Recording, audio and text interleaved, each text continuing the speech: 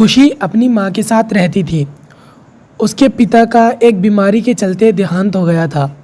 तब से ही उसकी माँ भी बीमार रहने लगी और धीरे धीरे करके उनकी बीमारी बढ़ती चली गई।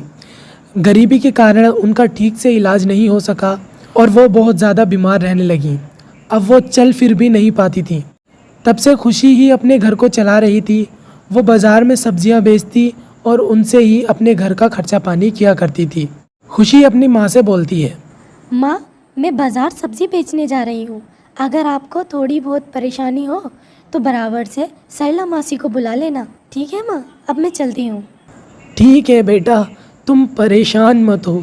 अगर मुझे परेशानी होगी तो मैं तुम्हारी सल्ला मौसी को बुला लूँगी। अब तुम आराम से जाओ।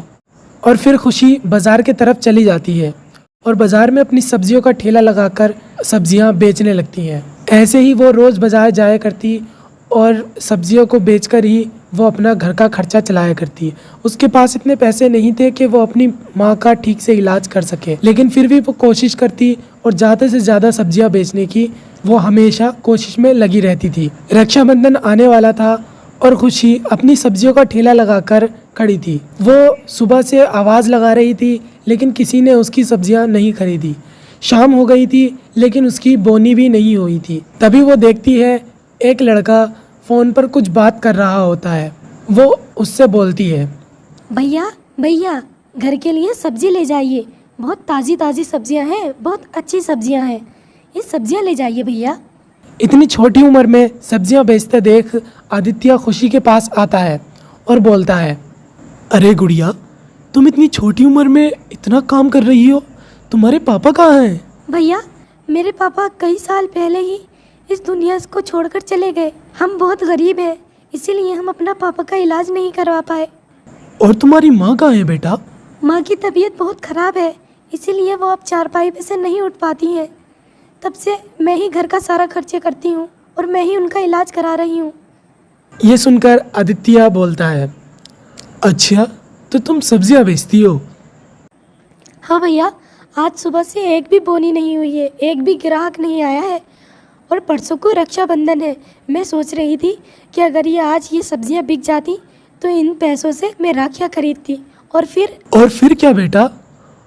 और फिर मैं अपने माँ का इलाज अच्छे अस्पताल में करा पाती और मैं उन्हें चलता फिरता देख पाती।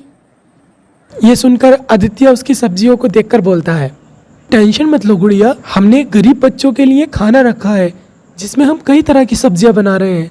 हम कहीं और से भी सब्जियां खरीदेंगे, इससे अच्छा हम तुमसे ही ये सारी सब्जियां खरीद लेते हैं। थोड़ी देर बाद तुम्हारे पास एक लड़का आएगा, तुम उन्हें सारी सब्जियां दे देना। और ये बोलते हुए वो उसे कुछ पैसे देता है। खुशी पैसों को देखकर बोलती है, ये पैसे तो मेरे सब्जियों के भाव से ज़्यादा हैं। अरे कोई बात नहीं गुड़िया, तुम ये सब रख लो और राखी लाओ और तुम उसमें मेहनत करो, ठीक है? खुशी बहुत ज़्यादा खुश थी और वो अगले दिन ही नए नए डिज़ाइन की और अलग अलग वैरायटी की राखी लाकर अपने ठेले पर लगा लेती है और आवाज़ लगाती है, राखी ले लो, राखी ले लो, रक्षाबंधन के लिए राखी ले लो। लेकिन उसके पास कोई नहीं आया। सुबह से शाम हो गई लेकिन उसके पास एक भी ग्राहक नहीं आया।